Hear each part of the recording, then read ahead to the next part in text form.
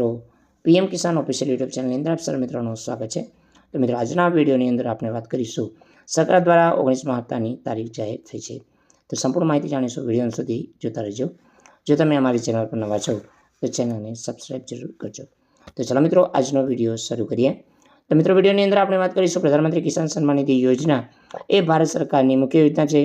તેનો ઉદ્દેશ છે કે ભારતના નાના અને સીમાંત ખેડૂતોને આર્થિક મદદ ફાળો કરવાનો છે। તો આ યોજના હેઠળ પાત્ર જે ખેડૂતો છે એમને 2000 રૂપિયાના 3 સમાન હપ્તા એટલે કે વાર્ષિક 6000 રૂપિયા મળે છે, એ પણ સીધા બેંક ખાતાની અંદર। તો કિસાન સન્માન નિધિ યોજનાનો 18મો હપ્તો 5 ઓક્ટોબર 2024ના રોજ રિલીઝ કરવામાં આવ્યો હતો। હવે ખેડૂતોને પીએમ કિસાન યોજનાનો 19મા હપ્તાની રાહ જોઈ રહ્યા છે। તો માહિતી અનુસાર 19મા હપ્તાના પૈસા ફેબ્રુઆરી 2025ના પહેલા સપ્તાહની અંદર ખેડૂતોના ખાતાની અંદર જમા થઈ શકે છે।